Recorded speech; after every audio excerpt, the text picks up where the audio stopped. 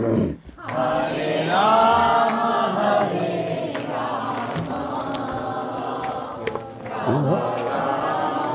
Krishna.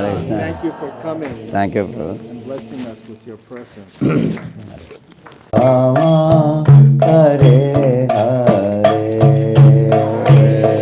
Krishna Hare Krishna Krishna Krishna Hare Krishna Krishna Krishna Hare Hare Hare Rama Hare Rama Rama Rama Hare Hare Hare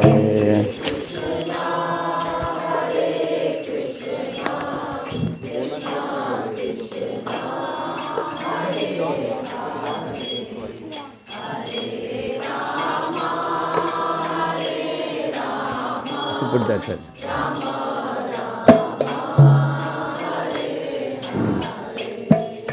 Hare Krishna, Hare Krishna, Krishna Krishna, Hare Hare, Hare Rama, Hare Rama, Rama Rama, Hare Hare, Krishna, Hare Krishna, Krishna, Hare Hare, Hare Rama, Hare Rama,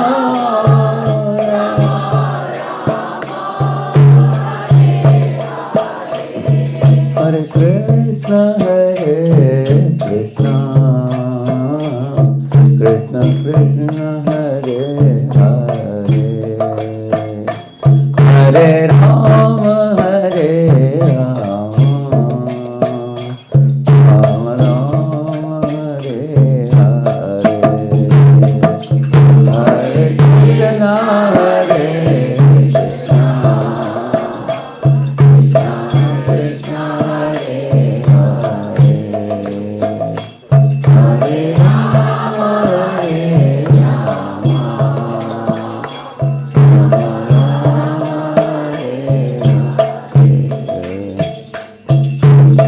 जय राधा माधव कुंज विहारी गोपी जन वल्लभ गिरिवरधारी, जय राधा माधव कुंज विहारी गोपी जन वल्लभ गिरिवरधारी, यशोदानन्दन व्रज जनरञ्जन यमुना तीरावन चारी, यशोदानन्दन व्रज जनरञ्जन यमुना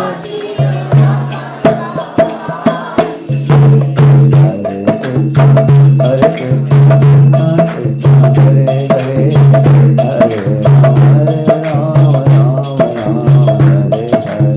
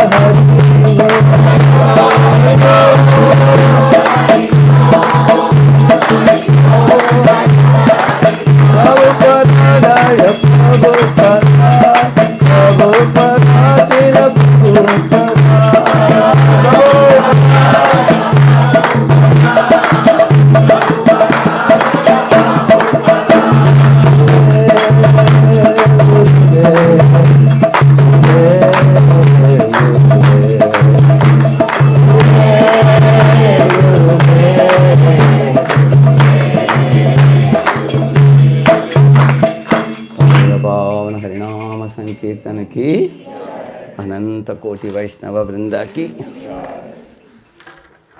ओम अज्ञानतिमिरन्धस्य ज्ञानाञ्जनशलाकया चक्षुरुन्मीलितं येन तस्मै श्रीगुरवे नमः। श्रीचैतन्यमनोभीष्टं स्थापितं येन भूतले स्वयं रूपः कदा मह्यं ददाति स्वपदान्तिकम्। वन्देऽहं श्रीगुरोः श्रीयुतापदकमलं श्रीगुरून् वैष्णवांश्च श्रीरूपं साग्रजातं सहगणरघुनाथान्वितं तं सजीवं साद्वैतं सावधूतं परिजनासहितं कृष्णचैतन्यदेवं श्रीराधा कृष्णपादान् सहगणललिता श्रीविशाखान्वितांश्च नमो ॐ विष्णुपादाय कृष्णप्रेष्ठाय भूतले श्रीमते भक्तिवेदान्तस्वामिन्यति नामिने। नमस्ते सारस्वते देवे गौरवाणी प्रचारिणे निर्विशेषा शून्यवादी पाश्चात्यदेशतारिणे। नमो महावदन्याय कृष्णप्रेमप्रदायते कृष्णाय कृष्णचैतन्यनाम्ने गौरत्विषे नमः। हे कृष्ण करुणा सिन्धो दीनबन्धो जगत्पते गोपेश गोपिका कान्त राधा कान्त नमोऽस्तुते। तप्तकाञ्चन गौराङ्गी राधे वृन्दावनेश्वरी वृषभानुसुते देवी प्रणमामि हरिप्रिये। वाञ्छाकल्पतरुभ्यश्च कृपा सिन्धुभ्य एव च पतितानां पावनेभ्यो वैष्णवेभ्यो नमो नमः। जय श्री कृष्ण चैतन्य प्रभु नित्यानंद श्री अद्वैत गदाधर श्रीवासादि गौरभक्तवृंद। हरे कृष्णा कृष्ण कृष्ण हरे हरे हरे राम राम राम हरे हरे। ओम नमो भगवते वासुदेवाय। Everybody?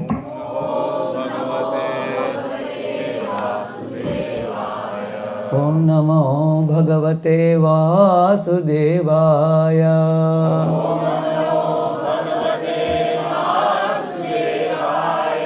ओम नमो भगवते वासुदेवाय।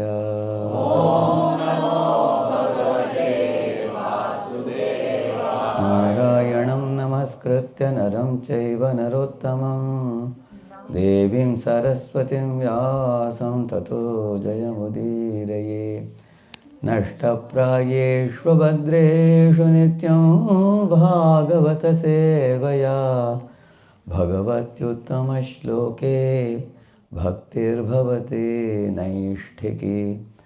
कृष्णाय वासुदेवाय देवकीनन्दनाय च नन्दगोपकुमाराय गोविन्दाय नमो नमः। हरे Krishna. Briefly, very briefly. Hare Krishna, everyone. Hare Krishna. Hare Krishna. Hare Krishna. Hare Krishna. Hare Krishna.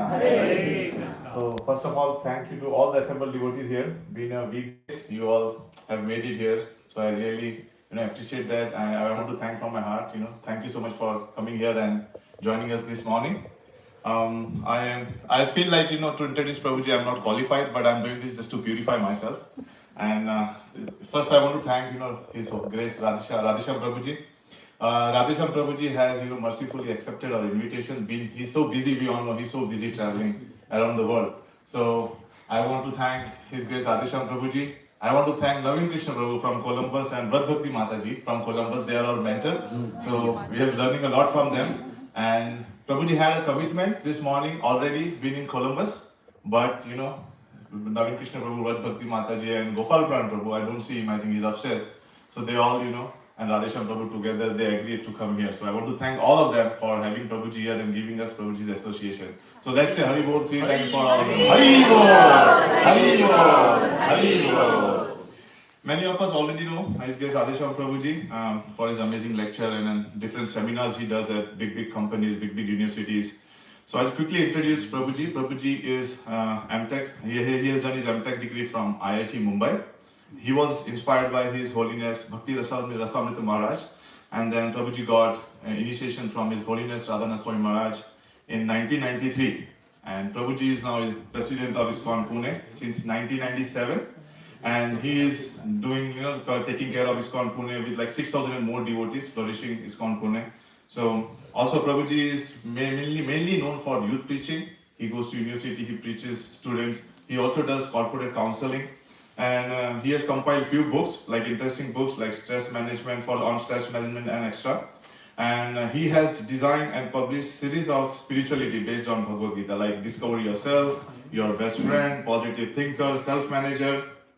And as I said, he also offers seminars on stress management and proactive leadership, time management, self-management in companies and colleges like Massachusetts Institute of Technology, Stanford University, University of Washington, Cornell University, for organizing big companies like Amazon, Bank of America, Infosys, Deutsche Bank, Cognizant, and Persistent, and many more. He has offered a one-semester course at International Institute of Information Technology on the topic of effective leadership and time management. Also, Prabhuji has been honored with Global Excellence Award for the year 2004 for his valuable contribution to youth preaching, and also he has been honored with Jiva Goswami Award in 2005 for innovative youth preaching. So I would like to welcome His Grace Radheshyam Prabhuji by chanting Hari Bol 3 times. Hari Bol! Hari Bol! Hari Bol! Hare Krishna. Kamal Krishna Prabhu, who wrote a mail to me inviting me here. And Naveen Krishna Prabhu is very big-hearted. Although I was scheduled to come to his place, he spared me from the morning Bhagavatam class there, brought me here personally himself. And also Nayanabhiram Prabhu, and there is one Sumit Prabhu also working in Colorado University. So they both introduced me to Kamal Krishna Prabhu here. I heard that Nayanabhiram Prabhu was here many years ago, is it? Yes. Later on he had to move to Florida, but still he is in touch with the Cincinnati students. Are there anybody from Cincinnati College here?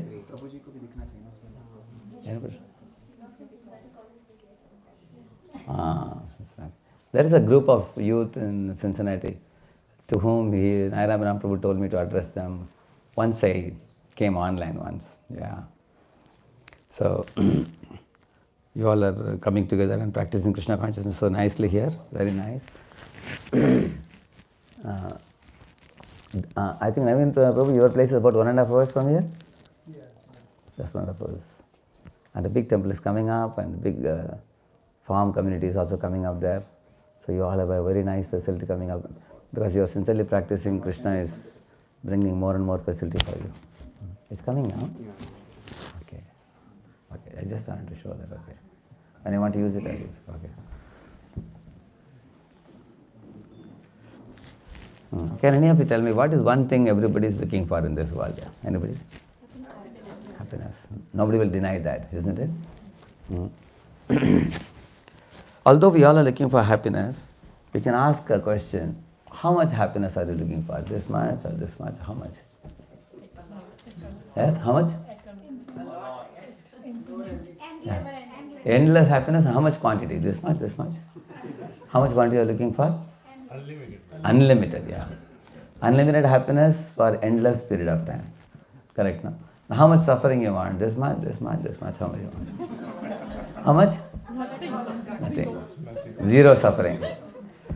Although it is true, you all are agreeing that we are looking for unlimited happiness for endless period of time. We don't want any suffering. In this world, our happiness is always punctuated by suffering. You will see that. You will see that sukh dukh, they come together. Pleasure and pain. Somebody praises you, somebody insults you. Sometimes you get victory, sometimes you get defeat. Sometimes you make profits in your business or job, and sometimes you have losses. Like recently, you might be knowing in the last 1 or 2 weeks, many big companies, the 5 Hmong companies, they laid off many people. So that has created a fear in hearts of many also. Because these companies also paid very heavy before. When Indians came to the West, they thought that, oh, in India what I was getting here, I'm getting 10 times more. It's a big amount. Of course, only intelligent people save money. Unintelligent people, they squander the wealth. Suddenly, when the job is gone, their head is spinning, correct, no? So sometimes there is a big profit, sometimes there are losses. Sometimes there is, name and fame increasing, sometimes some blemish comes upon us in this world. So pleasure and pain go hand in hand.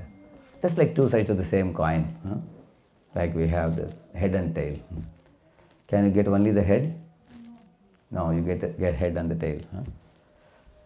In this world, you will see that anything you wish to possess, is it good to possess our own car or just call a taxi and use a taxi? If own car is better, isn't it? Because you can go anytime you want, you can use your own car, isn't it? But if you want to have your own car, you have to pay for the car also. And you have to pay a car tax also. You have to put petrol, you have to put air in the tire, you have to put water in the radiator. You have to also wash the car, clean the car, take it to garage. It's time consuming, isn't it? Imagine you just book a taxi and the taxi comes and picks you up. It's very comfortable. But in having a taxi also there are some problems, anybody can say. Sometimes you may not get at a time when you want. Correct, no? Sometimes there are extra charges. If it is early morning or late night, sometimes. So sometimes you find that in anything you choose in this world, it has got two sides, you will see. It has always got two sides. Like why do people marry in this world? To become happy. Yes, you do become happy, but you also become a little troubled also by that. Isn't it? There is some happiness in married life, but there are some problems. You don't understand me, I don't understand you. You said this, I said that, and there are some tussles also will come, isn't it? Then husband and wife think, oh, let us just forget about all this problem. Once a child comes, we'll be happy. Then they both beget a child and beautiful little baby comes out and they're so happy. Oh, now all our problems are gone now. This child has brought happiness to our life. And the child is listening to you up to 10 or 12 years. And after he goes to teenage, he says, you see everything, I'll see my thing. Then again you become miserable again. Is it not true? So this is a very amazing phenomenon in this world. You see that you get happiness, but it is always followed by some problem. Like you lit up a fire in a, when we used to, in the villages, they use this wooden, firewood for burning the furnace, if you see. So when they put the firewood, it gives little fire, but also smoke also. It gives smoke along with that. So you want smoke or you want fire? Fire, but smoke also comes. So this example that Krishna uses in the 18th chapter of the Gita, he says that in this world, any good work you start, it is also afflicted by some mistakes or some dosh or some flaws. In this world, always the pleasures are mixed with pain, perfection is mixed with some imperfection in this world. So you may have a question, why is that so? Why can't we get unadulterated happiness? Happiness without any mix of suffering. I will answer this question today. It will become very clear to you in a few minutes. You can also observe this world that one living being becomes a food for another. Correct, no? Like a fly is eaten by a frog. Frog is eaten by a snake. Snake is eaten by a vulture or something. And the vulture is shot by a hunter. Isn't it? So there is always a threat for existence in this world. Somebody may say, maybe it's amongst the insects and animals and other birds. Not for me. I am a human being. But human beings are also in this world subjected to various challenges. For example, you will see that India was under Mughal rule for some 700 years. It's not that you can freely go anywhere you want. There were tolls, you had to pay heavy tax, and there were a lot of breaking of temples, so many things were there. And then after they were gone, everything was peaceful. Again after that, British came to India. They were there for about 200 years. And then 1947, it's not that India got freedom. After the Chinese made an attempt in 1963 or something, 1963-64, they made an attempt. Of course, they couldn't come inside India. Then later on in the 90s, Pakistan gave a try. You know that? In 1947-48, even Japanese gave one try in India to come in. So why does one country try to take over another country?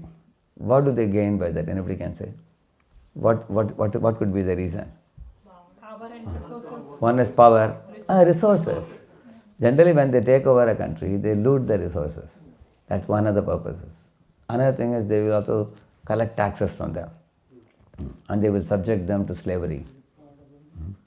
And they can loot and enjoy, and they can subject them to slavery, and they can have power, and they can, like for example, in those days Great Britain had occupied by colonization all over the world.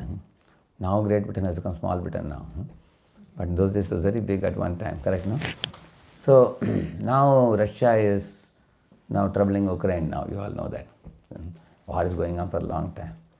So in this world, at any given point of time, no human being can say that everything is all right, there is no problem. There is always a fear that some enemy country may attack, and there can be, of course there was a World War I, World War II. People are hoping and praying that there won't be World War III. But if it becomes a Cold War between two big continents, that even can be a breakout of a world war in this world. So there is always a threat for even human beings also. Now, you may say war is a far-fetched thing, that's not an immediate worry for us. But just now, as I told you, the layoff, people working in a good job, paying big money, the layoff is a big threat for anybody. Some people think it is as good as death, because like one of the boys was laid off from Google. He met me a couple of days ago.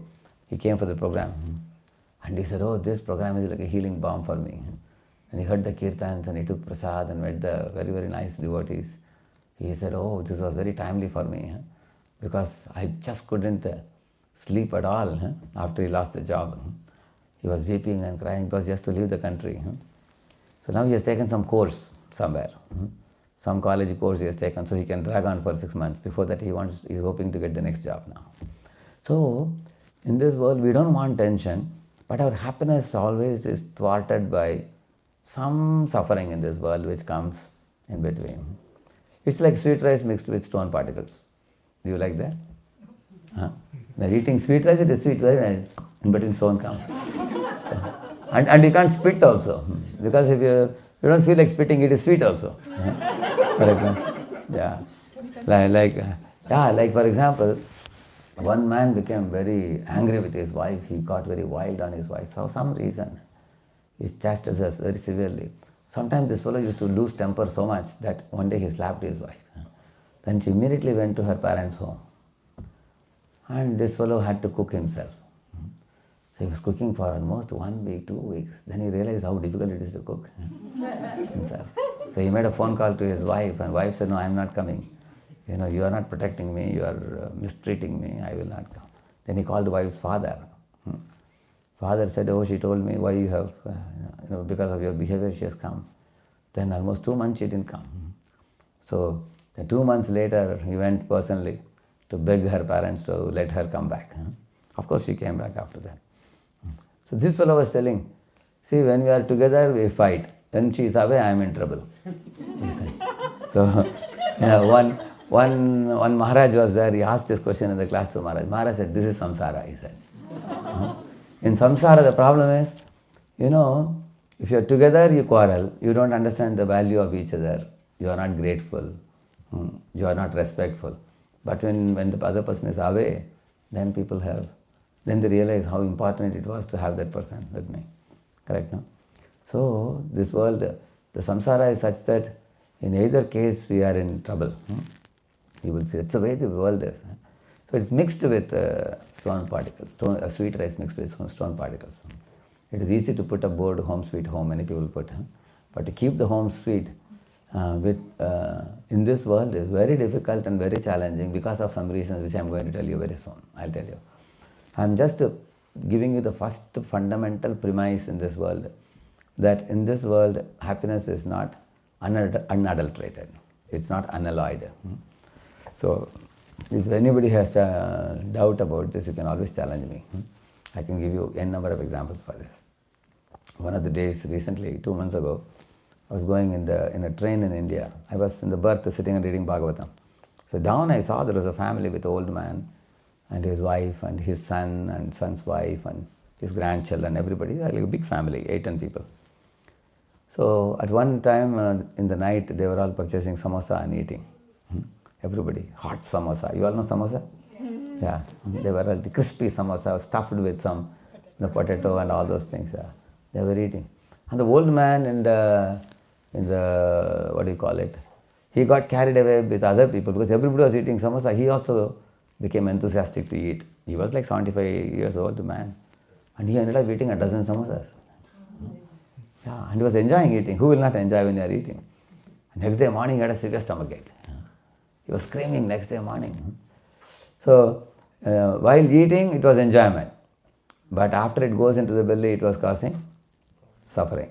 That was the problem. And this is what I was telling you. Happiness is followed by suffering in this world. So in the Bhagavad Gita, Lord Krishna gives information about this. He says, why there is suffering in this world mixed with happiness? Why can't we get only happiness? You will study in the Bhagavad Gita. Where is this suffering coming from? What is the source of that suffering? See, nothing happens without a reason. Everything, like for example, one day I had a bushy broom with a long stick. You know that we use it for cleaning the... You all have seen that? Spider. Spider webs and all, we clean that. So I was cleaning that. So I happened to see a small kitten coming into the room. I wanted to play with the kitten. So I showed this bushy broom on his face. When he saw that, he was wondering, what is this? And the kitten was trying to bite it. I just pushed it and it fell to the side. Again he got up. He was only fighting with that bushy thing, biting it and pulling it and, But that foolish kitten did not see. Behind that bushy broom there was a long stick, and the long stick was in the hands of Radheshyam Das. That he didn't see. He couldn't see that. He just couldn't see that at all. He was all the time seeing only the bush only. Who is pushing me? Who is doing this with me? He could not see that. Similarly, all of us also in this world, till now we have understood this. Imagine just like we have this snow here, imagine there is no heater inside. It's a very chill winter. Somebody is throwing a blanket on you. Is it you will consider it a boon or like a blessing or a curse? Blessing. Because it's very cold winter, chill cold winter, somebody is putting a blanket on you. But after putting blanket, if somebody is beating you, how will you feel? Is it happiness or is it suffering? It's a mixture. First you got happiness and then he is giving suffering also. So this is the way the pleasures are in this world. Like for example, when you eat very spicy food, sometimes tears come in the eyes. Any of you have eaten very lot of chili powder and spicy food? Any of you have eaten? Or you never have eaten? Yeah, correct. Your tears have come in your eyes sometimes? Yes. Yeah. So it's enjoyable or not? It is simultaneously enjoyment and suffering. Correct, no? So taste is also there, but it is also causing some. And next day again, when one goes to the bathroom, again there will be pain. While going in and coming out, it will be pain. In Gita, Lord Krishna says that. That Rajaguna is like that. Now I will tell you what is the cause of this suffering. I will tell you. There are 3 types of people in this world. Demons, demigods and pure devotees. The demons have a tendency to usurp others' property. And they have a tendency to control other living entities and lord over them or dominate them. And also they want to enjoy without following any laws of God. Just want to eat, drink and be merry. They want to enjoy life like that. So these 3 are called as proprietorship, controllership, enjoyership. They want all these things. To make it more easy for you, I'll tell you. Alexander tried to have proprietorship of the whole world, correct? When he was 29 years old, he wanted to gradually, conquer the entire globe. That was his joy, killing so many kings on the way or making them surrender. So he wanted to increase the proprietorship. How much place do you want to live? Do you need the whole world to sit on? And the same thing you will find once Hiranyakashipu, he was not satisfied with even earth alone. He wanted the upper and middle and lower, all the planetary systems. He wanted to be Ekarat. Ekarat means singular king. So these people wanted to increase, and Bali Maharaj also. You know Bali Maharaj?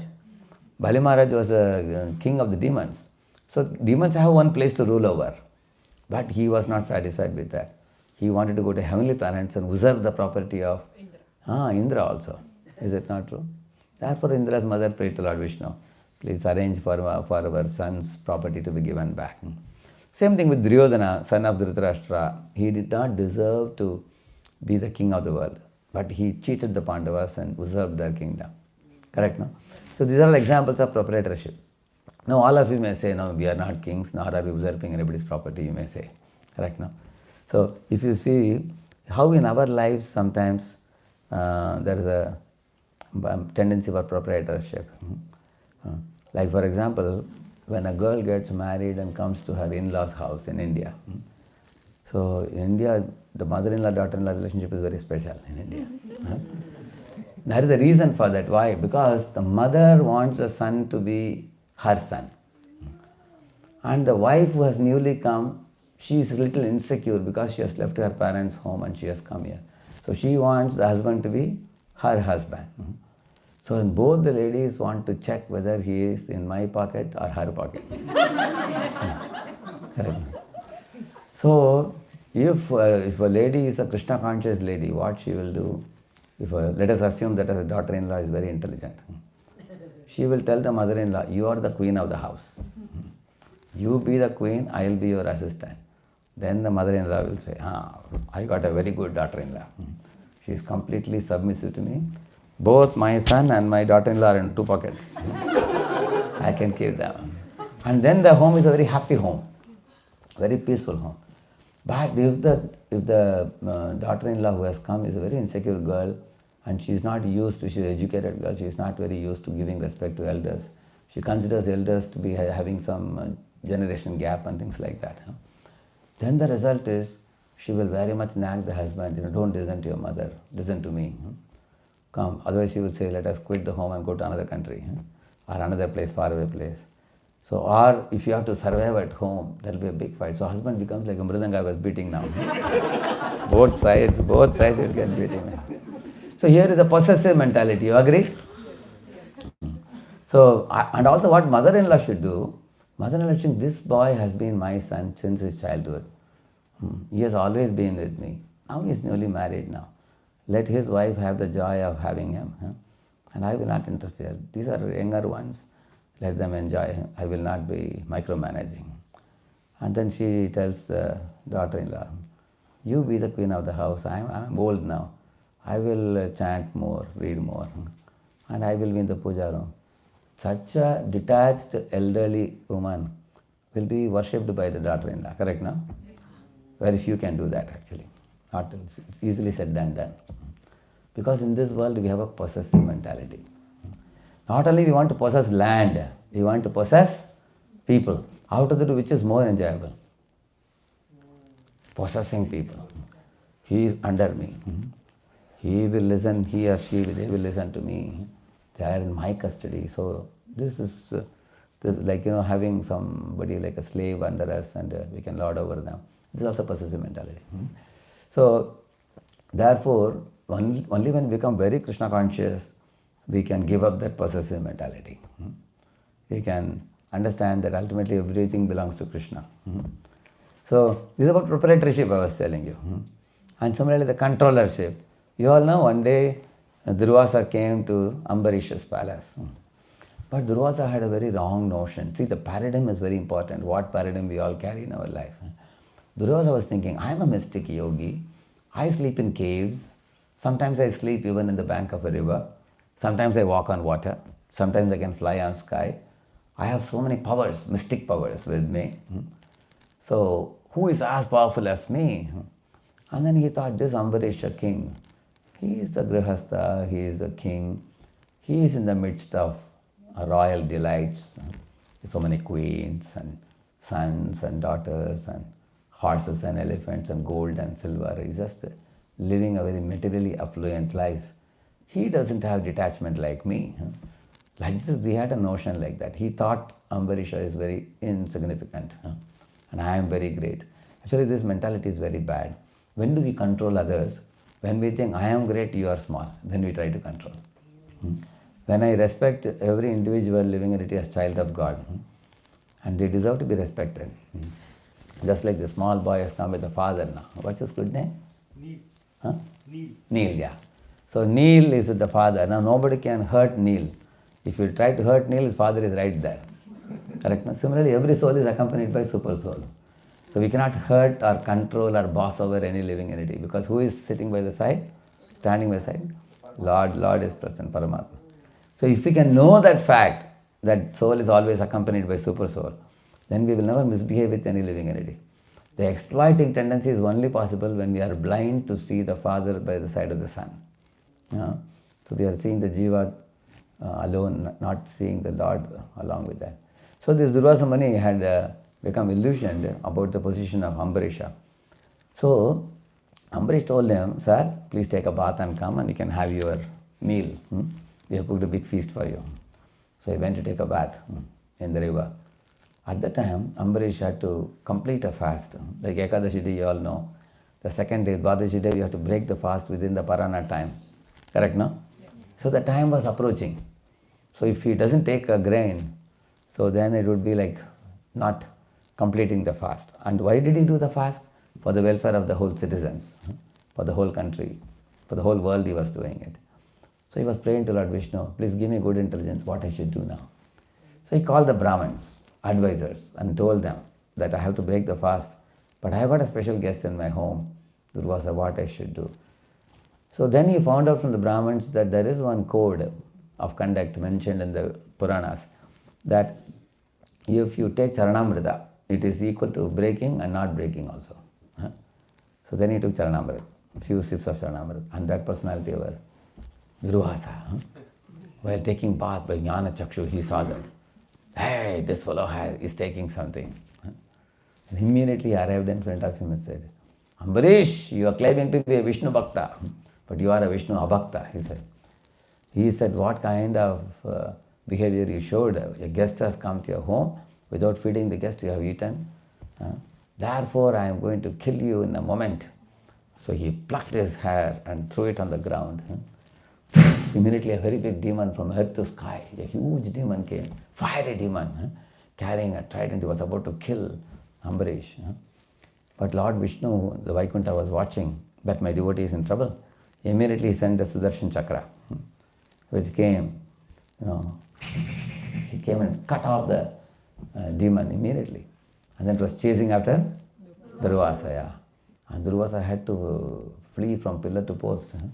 Everywhere he went, all over the universe. He went to Indraloka, he went to Brahmaloka, he went to Shivaloka. Everybody in all lokas told him, don't come here, because behind you there's Sudarshan. Maybe Sudarshan can burn you, not our loka. Don't come in, none of us can help you. It is Vishnu's weapon. Vishnu alone can help you. And every loka he went, the chakra was chasing after him. There was one small boy, just like this boy, Neil. He asked a question to my spiritual master. If the chakra is running, chasing behind him, whenever he is going to one particular loka, there will be some halt there, correct, no? He is offering obeisances to Indra and then getting up and talking. Why not the chakra kill him immediately? So Maharaj said the Sudarshan Chakra had a policy that anytime he bows down, it will not kill him. Because you are humble. So, in this way, it was going from one loka to another loka he was going. At last, he went to Vishnu Loka. And there the conversation was an amazing conversation. When he offered obeisances to Vishnu, Vishnu told many verses. He said, Sadhavo hridayam mahyam sadhunam hridayam tvaham madanyate na jananti naham tebhyo managapi. Hey Durvasa, you don't know, my pure devotees are in my heart and I am in their hearts. And they don't think of anything but me. I don't think of anything but them. So they are very dear to me. Aham bhakta paradhino hyasvatantra ivadvija sadhu virgrasta hridayo bhaktair bhakta jana priyaha mayi nirbaddha hridaya sarvatra samadarshanaha vashe kurvanti mam bhaktya satstriya satpatim yata. Lord is telling, just as a gentle husband comes under the control of his chaste wife, like that I am under the control of my devotees, he said. And I cannot save you because I am under the control of my pure devotees like Ambarish, he said. Durvasa said, my dear Lord, who said you are dependent? You are the supreme. All jivas, souls are dependent on you. It is only your sentiment that you think you are dependent on your devotee. As such, you are more powerful than your devotee. You can't save me, like that he said. Lord Vishnu said, no, I am subordinate to the love of my devotees. And then Durvasa said, somewhere in Shastra, my Lord, you have said, Namo Brahmanya Devaya, go. Brahmanas. So Brahmanas are very dear to you. By the way, I have a sacred thread, I am a Brahman. Like the Durvasa said. Lord said, yes, it's true, Brahmanas are dear to me, but Vaishnavas are more dear, he said. And he asked, why? Why is that so? The Lord said, you see, when you created the big demon in front of Ambarish, did Ambarish run away like you? He didn't budge 1 inch. He just folded his palm and remembered me. But when the Sudarshan Chakra came in front of you, just look at you, what you did. You ran from one loka to another loka to save your life. You were more interested in saving your life. You never cared for me. You never cared for God. You are more worried about self-preservation. You never prayed to Lord at all. You forgot the Lord in danger. Whereas Ambarish was constantly remembering me. He was thinking that if Krishna wills me to die, I am ready to die now. That was his consciousness. So why will I not love my devotees more than you? And the Lord said, my devotees have 2 specific qualities which charm my heart, he said. What are these? My devotees don't want to become Indra or Brahma or Chandra. They don't want any big post or position. Nor do they want even moksha also. They don't want liberation also. They simply want to love and serve me. All they want is to only purely love and serve me. So that is one thing that charms my heart, the Lord said. Another thing he said is my devotee's heart is always decorated with very great compassion for the suffering souls. They are always preaching, propagating Krishna consciousness and bringing the jivas to my lotus feet. Even I don't have as much compassion as my devotee. My devotee has greater compassion. Like Nityananda Prabhu was told by Lord Chaitanya one day. You all know Chaitanya and Nityananda. You heard about them? So Chaitanya told Nityananda, my dear Nityananda, you are a very great preacher. How many of you know the story of Jagai Madai you have heard? Anybody? You all know it, right? Yeah. So one day Lord Chaitanya said, see, I am a chakra wielding preacher because I called for chakra to kill Jagai Madai. You know that? Whereas you are a compassionate preacher, you are a love awarding preacher. So who is a greater preacher? Love awarding preacher or a chakra wielding preacher? So therefore Chaitanya said, you are a greater preacher. But Nityananda Prabhu told him, my dear Lord, I am like a body and you are like my pran. If pran means life. If life is not there in the body, what can the body do? So my preaching is happening because of your instruction. Therefore you are a greater preacher, like that he said. They both were actually praising one another, genuinely like that. So the whole idea is, Durvasa Muni was totally defeated by his controlling mentality. Later on he became completely humbled. He rushed back to Ambarish and fell at his feet flat. And then he caught hold of Ambarish's feet. Ambarish was feeling very ashamed and embarrassed. So Ambarish prayed to Sudarshan, please release this Brahman. Sudarshan said, nothing doing. He tried to make an assassination attempt on you. So I am going to finish him. So then Ambarish told Sudarshan, Adharma Shilasara Dhuma Ketave. He said, you are supposed to kill the demons. Why are you killing a Brahmana? It will be a Brahmahatya for you. He said, this fellow acted exactly like a demon with you. Because you are a pure devotee, he is trying to kill you. So how can I not attack him? Sudarshan was not ready to leave him. Then Ambarish offered an argya, all the spiritual credits that he had accumulated, everything he offered and said, please accept this and release this Brahman. Then the Sudarshan retracted back. So why did I tell you this pastime? In English there is something called as disproportionate anger. You know that? What is disproportionate anger? It is like, bringing a machine gun for a mosquito, we call it. Imagine if a mosquito is troubling you in the room. Sometimes it sings a song and then gives you a sting. You have experience of that, correct? Sometimes you have experience of that, correct? No? Yeah. And then you immediately bring a gun. You are actually very, harassed by the mosquito repeatedly biting your body. Get the machine gun, like that you shoot. And you find 3-4 devotees have died. Somebody is asking, hey, what did you do? No, I didn't do anything. I just tried to kill a mosquito. It's like that. Sometimes solving one small problem, we knock down many devotees. Sometimes in the name of solving a problem. Actually, we have to solve the problem in such a way that we will not drive devotees away. Isn't it? So sometimes we insult the devotees. We may not shoot devotees, but we may insult devotees.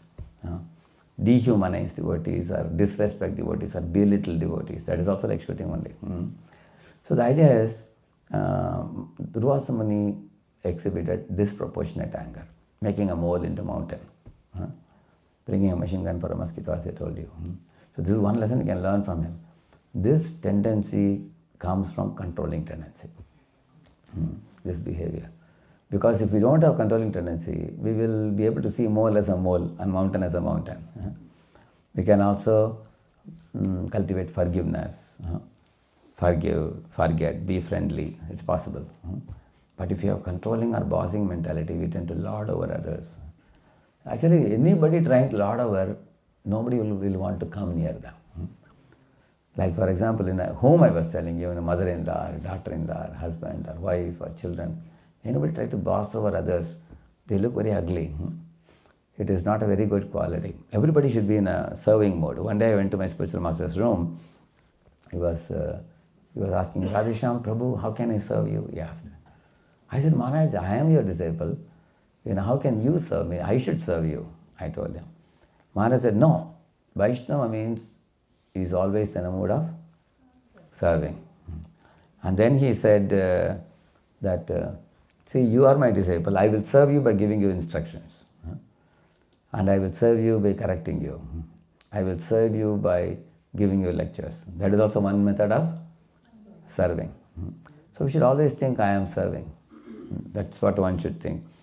And one day when Maharaj was walking, like this, near the deity room, one Mataji came out. Of course, she was covering her head with a cloth, and then she was offering obeisance to Maharaj, because while cooking, the ladies will cover their head not to, to ensure that hair doesn't fall. So she offered obeisance to Maharaj. When she got up, Maharaj asked, so Mataji, you are cooking for Radha Gopinath? He was asking. Mataji said, no, Maharaj, I am not cooking. I am only first initiated, she said. I am only assisting, she said. I am not cooking. When another Mataji is cooking, I am. Then Maharaj asked her, don't you think you are more fortunate than her? He asked. And then he went away. But this Mataji couldn't understand what it is. Then she asked one senior lady, why Maharaj said, I am more fortunate? Somebody directly cooking for Radha Gopinath is more fortunate. I am little less fortunate, correct, no? If somebody is on the fire cooking, second initiated Mataji, is she more fortunate or one who is assisting her more fortunate? Directly cooking. Directly cooking. That's what we all think. But Maharaj told her, don't you think you are more fortunate? Maharaj asked her. Later on, the senior lady explained to her, to be a servant of servant is more fortunate than directly being a servant, Maharaj said. And why he said that, I will tell you the reason why he said that. One day, Gauranga Prabhu went and told Maharaj in Vrindavan, Maharaj, we have 5,000 devotees are attending the program. And everybody goes to different places in Vrindavan or Mayapur, wherever. And then they see the places and come. And 1 o'clock, everybody sits down and 5,000 people has to be served. And I only have 4 or 5 people with me for serving. How can I serve so many people? So in your lecture, Maharaj, toward the end, just 5 minutes, say something about importance of rendering seva, so that I can get some devotees for prasadam serving. And Maharaj heard that. Maharaj was so thrilled by this topic. When he sat in the Vyasasana, Maharaj's tendency is, my special master, he used to always, when you say something, he will keep very much thinking about it loudly. So he was thinking, service, service, service, service, he was thinking. So he went and sat in the Vyasasana. Whole lecture he gave on service only. 2 hours he spoke. Important. He was telling Pratap Rudra is serving by sweeping the, floor in front of Jagannath Rath Yatra. Lakshmi ji, even in Vaikuntha is sweeping. Even she is doing service. Everybody, even Chaitanya Mahaprabhu wanted to serve. He was glorifying the service so much. And after the lecture, it became 1 o'clock. When the prasadam started, Gauranga Prabhu saw there were 900 people in queue for serving. Gauranga said, who is going to sit down? There's no one to eat. Everybody wants to serve. No, everybody said, no, Maharaj has told today in the class. Generally, you have seen, if you hear any lecture on any topic, you hear lecture on Vaishnava Aparad. Everybody thinks, today onwards I will never commit any Vaishnava Aparad. You think like that, correct, no? So everybody wanted to serve. It was so difficult for Gauranga Prabhu to make them sit. He told, I just need 50 people, that's all. Everybody else said that. So next day Maharaj asked the devotees, who enjoyed more, those who served prasad or those who ate prasad? So everybody admitted that when you serve prasad, you feel your heart becoming light like a swab of cotton. Because in serving there is great joy. That's why Krishna told Radharani and the devotees that those who are serving me, they seem to be 1,000,000 times more happy even than me. He said like that. So, in this way, there is an opposite nature between serving mentality and bossing mentality. So in the spiritual world, everybody is in a mood of serving. Serving the Lord, serving their devotees, serving Hari, Guru and Vaishnavas. We should always ask the question, how can I serve you? Not how can I boss over you? We cannot ask.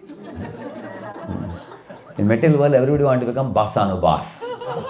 In spiritual world, everybody wants to become das. Yeah, correct. So because of this boss mentality, living beings are troubling one another. Correct, no? Living beings are troubling one another. So actually, if you very carefully observe in this world, how living beings hurt one another by this controlling mentality, you can very easily see that. Like for example, some people become self-appointed advisors and they poke their nose in others' affairs. Unnecessarily, they'll go and give feedback to everybody around. You've seen that? Similarly, some people, when they heard about somebody, some bad news, they will not keep it with them. They'll go and tell 2 dozen people. It's called rumor mongering, backbiting, bad mouthing, dominating, lording over, bossing over. These are all tendencies which cause, clash between the living entities. So, but if you have service mentality, even correcting we can do in a service mentality. For example, I want to correct a devotee. I can call the devotee privately instead of correcting in a public class. I can call the devotee privately and say, Prabhu, you are a wonderful devotee, you have done so much services. Guru is pleased with you, Krishna is pleased with you, and all Vaishnavas are happy with you. There was one small input some devotees told me to give you. When you are announcing in the festival or something like that, some devotees feel that, the way you said this, they are a little hurt, your speech. Actually, you are a wonderful devotee, I have nothing to complain against you. But I have given you a very important role, very big role. So, devotees should not be hurt, therefore I am bringing this to your news.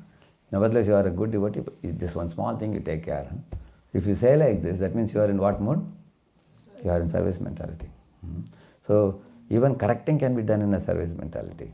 Feedback can be given in a service mentality.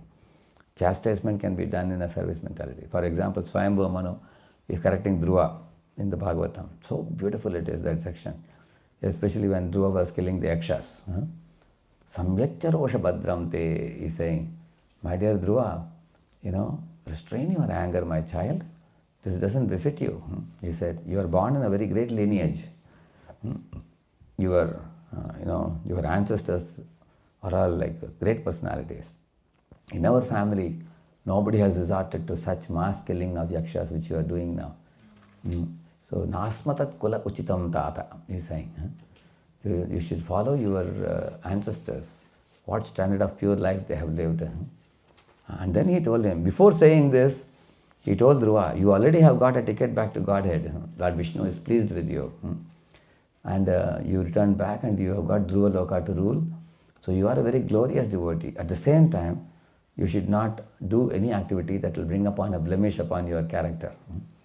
So you should be very careful in leading your life and making the decisions, because you are a great warrior and a king in the world. So very beautifully, as soon as Dhruva heard this kind of sober preaching, immediately bowed down to Swambhamanu and said, whatever you say, I agree. So therefore it is that we should speak in such a way that the other person will listen. And we should listen in such a way that the other person will open up. Both are very important. So he didn't exhibit any controlling mentality. The height of this service mentality, I will tell you. How many of you know the pastime of Ashwatthama wanting to forgive, Draupadi wanting to forgive Ashwatthama? You all heard the pastime, right? Yeah. In that pastime, there were two parties, correct, no? One party wanted to see Ashwatthama killed. Another party wanted Ashwatthama forgiven. So who knows who wanted Ashwatthama to be killed? Arjun and Bhima and Arjun and one more. Krishna. Krishna also. Yeah. Krishna also. Because Krishna also gave the reasons. Krishna's reasoning was what? He said, if somebody is andam, viratam, bhitam, suptam, balam, like that he gave many reasons. He said, if somebody is a child, somebody is crying, somebody is prapannam, somebody is surrendered, somebody is blind, somebody is weeping, somebody is running away, somebody is nirayudapani, he has no weapon. None of these people are worthy to be killed. Whereas Ashwatthama killed 5 sleeping children, correct, no? So he deserves, and they were also children, they were also in a sleeping state, they had no weapons also in their hand. He killed, so he deserves to be killed. This is the reason Krishna gave. So Krishna, Bhima, Arjuna are on this side. On this side, who are all there? Draupadi, Yudhishthira, and Nakul Sahadev also joined that side. So it's very difficult situation, because all are devotees, and they are taking on either side. And amongst them there is one odd man out. Who is that? Amongst all these people who are taking sides, there is one odd man out. Who is it? Who? Bhishma was not there in that episode. Who? Kunti was not there also. Vyasdev was not there also in that scene. Duryodhana knew that he did this work. But Duryodhana was not in that particular scene. Who is the odd man out, I am saying? Krishna is the odd man out. Oh. Can you say why this Krishna is odd man out? Why? He is not one of those people. Who is he? He is Lord. He is the Supreme Lord. Yeah, actually he is not just one amongst them. For example, in this assembly, let us assume that, say, our spiritual master has come here. He is like odd man out in this group. Yes, Because all are devotees, but he is a very, very senior devotee. Is it not true? He is a Prabhupada disciple. He is odd man out. Similarly, in that assembly, Krishna was certainly odd man out because he was God himself. But did Krishna control the situation? No. Did he tell people that, hey, all of you guys move aside, I am Supreme Personality of Godhead, whatever I say you should follow? No. Did he say that? No. He didn't do that. He was asking Arjuna, what do you say? Draupadi, what do you say? He was hearing the opinions of different people. So there Krishna is teaching us how even though you may be having even authority, you are willing to listen to many. That is a very exalted quality it is. If he wants to control, can he control or not? What do you say? If Krishna wants to control, he can, but he has the ability to control, but he is not controlling. So he is willing.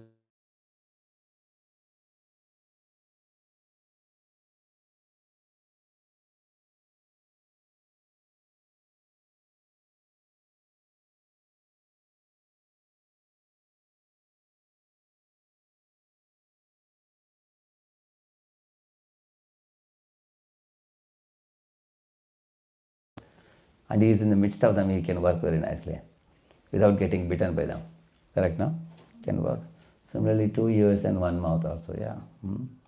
So, Krishna teaches us how to give up controlling mentality and have the serving mentality. Yeah? And similarly, I was telling you about enjoying mentality also. Actually, you will see that if the hand takes a laddu and tries to enjoy, can the hand enjoy a laddu? No. So the hand has to give to? The mouth. Yeah. When it puts in the belly, then the hand will get nourishment. So the hand may wonder, how is it? If I have to enjoy, I should enjoy it. Why should I give it to him? In the same manner, you will see the ocean water is salty. Can you directly drink the ocean water? If you drink, what will happen? If you drink, will it quench your thirst or increase your thirst? It will increase thirst. But if you give the ocean water to sun, then it will convert it into sweet water and give you. Similarly, everything you do in life, first take permission of God and then you take it. Then it is sanctified. Otherwise, it is sinful. Directly you take and enjoy, it is sinful. You give it to God and enjoy, it is sanctified. Now somebody may say, what is the difference? I can directly take water and drink. Why should I give it to sun and take it? No, if you don't give it to sun, it will not be purified. Similarly, anything you do in life, if you don't connect it to Krishna, it will not be purified. It is going to be impure. Like for example, food you cook, you should offer it to Krishna and then only then take it. Because if you directly take it, then people may say, we can even eat eggs also. We can eat anything. We can eat meat also, anything one can eat. But when you have to give it to Krishna, you have to ask Krishna, what would you accept? When he says Patram Pushpam, Param Toyam, does he also say Andam Mamsam? He says? He doesn't say that. So then you can only give vegetarian food. Therefore, as soon as you have to give him, give him and accept, then what you can give him is limited. By that you are also saved, protected. Correct, no? Yes. So, therefore, enjoyment, true enjoyment is three things. You all can remember these three things. Sanction, please repeat, sanction, sanctified, regulated. This enjoyment is allowed for us. Otherwise, it's not. For example, vegetarian food, is it sanctioned? Yes. And when it is offered to Krishna, it is Sanctified. And when you eat it in regulated proportion, you are happy. Even if it is prasad also, you should not overeat, correct, no? Yes. If you overeat prasad, what happens? After eating, you will go to sleep. What is the goal of prasad eating? Is goal of prasad eating sleeping? Or to do some service? See, the food we eat is for giving energy. And energy definition, anybody knows in school? Any school student here? Yeah. But energy is defined as what? Anybody know? Never be created, never be destroyed. That is true. But the energy is called as capacity to do work. How many of you heard this? Energy means capacity to do work. That means after you put the food, you should get energy. That means you should do capacity to do some seva. And we are doing service of... Correct, no? That means it is unregulated eating. Correct, no? Yeah. Energy is going, but where is it going? To digest the food. Too much overdose. Therefore, regulated, I told you. Sanctioned, sanctified, regulated. These three things. Anything we do in life. For example, a man is allowed to marry a woman and live a very peaceful religious life. That is sanctioned. But if a man and woman, both of them become Krishna devotees, that is sanctified. But a man in married life is saving money and is not living extravagantly or lavishly, then it is regulated life. Correct, no? Yes. Both of them know that, we want time for Krishna, maximize Krishna time, minimize Maya time. Then they also need to save money and not lead very lavishly. Correct, no? Then it is regulated life. So this way everything can, like you have to earn money now. So properly going to office, doing a job and earning money honorably, honestly, that is sanctioned. But when you are honestly earning money, they take out TDS. You know that? TDS? Yes. Tax deducted at source. Like if company is giving you $5,000, $200 they will remove that only. They'll give you only 4.8 because later on otherwise they have to chase after you. So they take it tax deducted at source. But when you get the money in the hand, you also should keep aside some amount for Krishna service. That is another TDS, Transcendental Devotion Service. You keep another $200 or $300. Let this be given to Krishna. That way Krishna's activity should flourish, preaching activities. Then that money is sanctified. Otherwise, you are getting sanctioned money. But what is not sanctioned is bribe is not sanctioned. You know bribe? Bribe, cheating money, that's not sanctioned. Money scams and all that, that is not sanctioned. So sanctioned, sanctified. And regulated money means what? One should only spend what is in my pocket. I should not spend money. Nowadays people so much on loan they spend. The car is on loan, house is on loan, everything is, chair is on loan, sofa is on loan, TV is on loan. And to pay back the loan, whole life, low, they are writing. And till the age of 70, 60, 70, people are paying back loans, correct, no? Chanakya says that whatever money you have in your pocket, that if you spend within that, you are a regulated fellow. He says, regulated means, so three things I told you, sanction, sanctify, regulated. So in this way we can give many examples like this. What is sanctioned, what is... so one has to follow this pattern of... Then only your enjoyment is like proper enjoyment, that is allowed for you. Actually, if you do like this, then you will have time for Krishna consciousness. You will see that. Otherwise, life would be like miserable actually. Like one boy came to Pune, he was going to get married. He was working in some foreign country. So his in-laws told him that now that you are foreign returned, so in India you should take a independent bungalow, they told him. So he said, I don't have so much money. No, I was thinking of taking a row house, he said. Row house in India is cheaper compared to independent bungalow.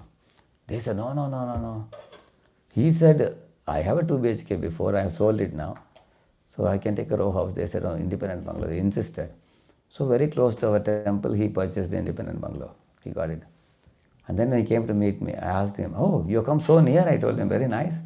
We can come for Mangalarti and take part in services and all. He said, no, Prabhuji, I have to go back now to earn money to pay back the loan. How much more? He said, 8 more years, he said.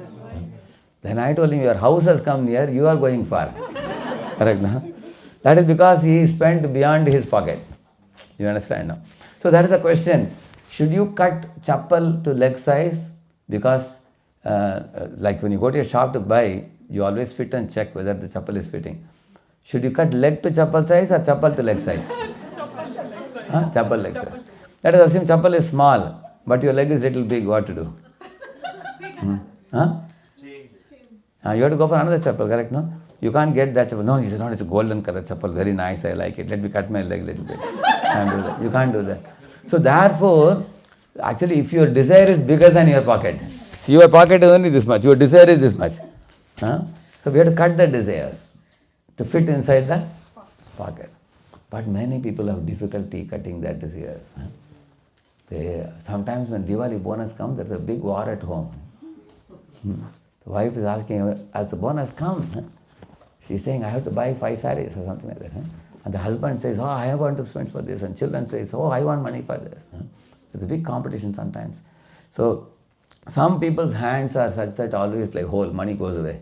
It never, they don't know how to save at all. Any money you put in the hand, it will go off. So therefore sometimes husband and wife secretly save money. When the daughter's marriage has to be done, they both will bring out some gold or something like that later on. In India it's a custom. If one out of the two is spending like anything, then the other one saves money. So the whole idea is 3 things you remember: sanction, sanctify, regulate, enjoyment. This is authorized in the scripture for us. So, but if one is enjoying more than this, you have to trouble others. You will see that. You want to enjoy more than your quota, that you will only be able to do by hurting somebody or harming somebody. You will see that by encroaching on somebody else. Like I asked once children, I told them, say I give you 4 buns, 2 buns of cherry. Other 2 buns, cherry was there, but cherry has fallen away. There's only depression. There's no cherry. So I asked 4 children how to share it. So I asked the boys, what will you give? They were all like this size, Neil size. Neil was there, no? That size children, small children. So one boy said, I will first keep 1 bun with cherry on the side. That's for me. And the other 3, I will tell them, you guys take whatever you want. One boy said that. Another boy said that I will make an announcement and ask, how many of you don't like cherry bun with cherry? Because some children don't like it. If 2 of them don't like, 2 of them like, then the 2 of them don't like, I'll give them the ones without cherry.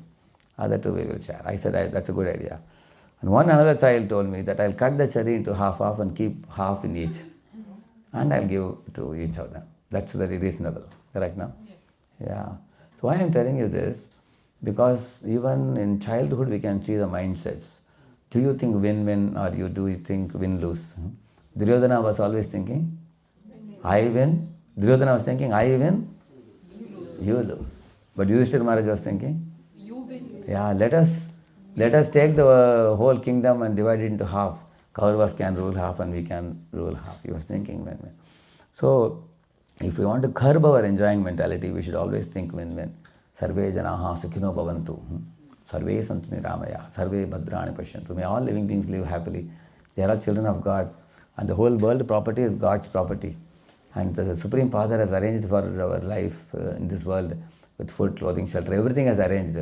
Let us divide this peacefully and accept whatever He has given us as quota, and then spend our time in cleansing the mind of these three impurities: proprietorship, controllership, enjoyership. These three propensities are the cause of our happiness getting mixed with suffering. Now I have given you the answer now. Why we are suffering in this world? Because of these three mentalities only.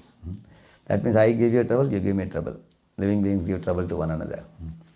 But pure devotees don't have these three mentalities. They think everything belongs to Krishna. Nothing belongs to me. Idam na mama. And I am not the supreme controller. Ishwaraha Parama Krishna Satchidananda Vigraha. Krishna is the supreme controller. They accept. And Krishna is the supreme enjoyer. Bhoktaram Yagyatapasam Sarvalokamagheshwaram Surdam Sarva Bhutanam Jnatpamam Shanti Mrichati. Accept that Krishna is the supreme enjoyer, supreme controller, supreme proprietor. So they accept it. Heartily they accept it. Jnatpamam Shanti Mrichati. They attain peace.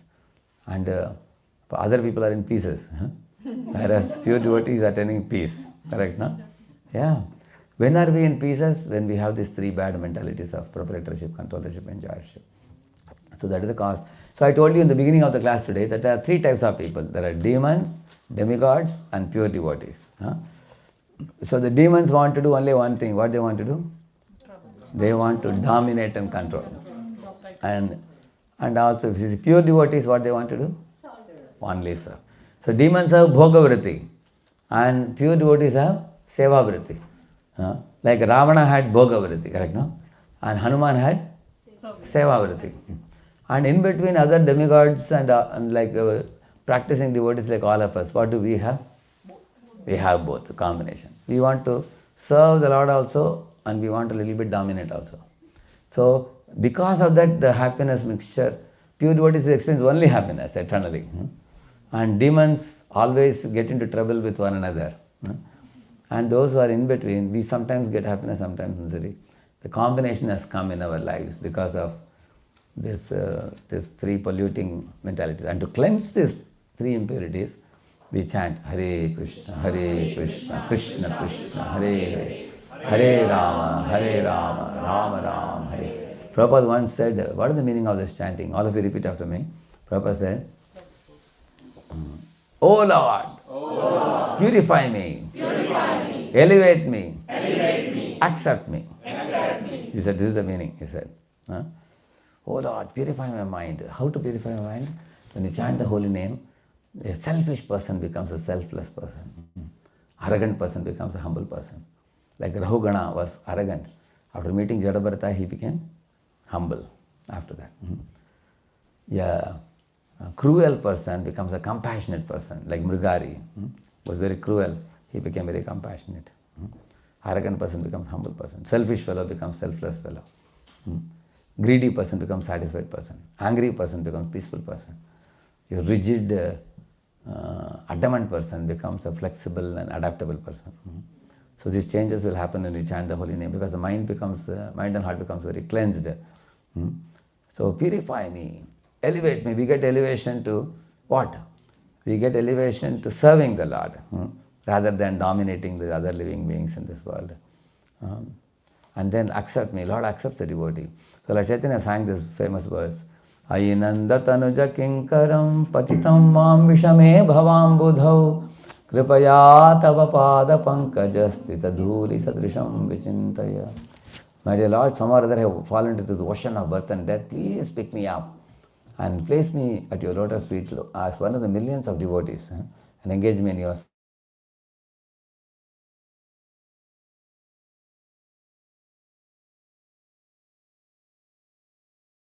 hasta. In any situation, we should always see, what is my, whether these impurities are overtaking me in my mind, or I am able to purify them and behave as a proper Vaishnava. So for this, there are 5 questions you can ask. I am going to conclude my talk with this 5 questions. I will just display them. You can see it.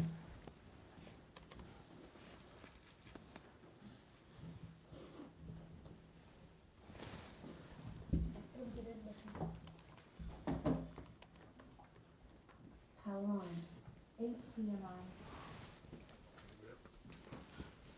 Yeah, what I should do?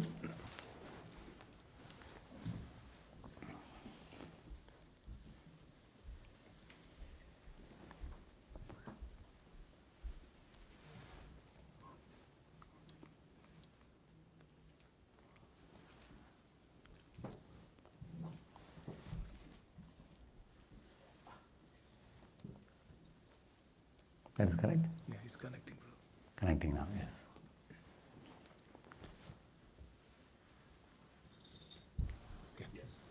I can show you now, yeah. You can see that now, okay. Please all of you repeat. How eager am I to serve? You can see that? Or do I just want to be served? How eager am I to respect others? Or I rather strive to be respected? How much do I care for others? Or do I mainly care for myself? Am I glad upon seeing the advancement of others? Or do I envy them? Am I fully dependent on Guru and Krishna? Or rather on my own arrangement? So these are the 5 questions called as humility test. Nice, no? Yes. So the first part talks about the ideal behavior. And the second part talks about the impure behavior. So we have to always keep asking these 5 questions. So to remember this, I have given an acronym, I'll tell you. SRCGD, you can remember. S for service, R for respect, C for care, G for glad upon seeing others' advancement, and D for dependent on Guru. So it's called as not acronym, it's acrosist we call it, because Shri Radha consciousness, Gaura dances. Can remember SRCGD. Shri Radha consciousness, Gaura dances. SRCGD. So if you want to know more about these 5, if in my YouTube channel, if you go to the playlist, you will find, I'll just show you, it may be there. There is a slate.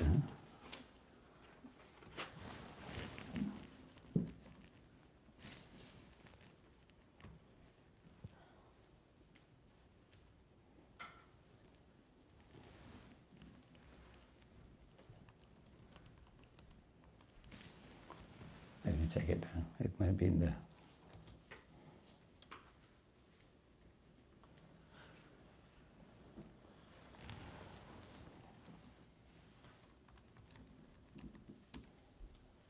Yeah, this is the one. If you just put SRCGD, you will get it. See here, part 1, part 2, similarly part 1, part 2, part 3, part 4, part 5 will be there. Part 4, part 5. All these, each of them I have covered in one sitting in Hyderabad. They are covered. So you can go through this, okay? Then you will, because you want to know more about this, each of this you will learn. So you just have to put SRCGD, that's all. And it is very valuable to learn this because, actually training means training in consciousness.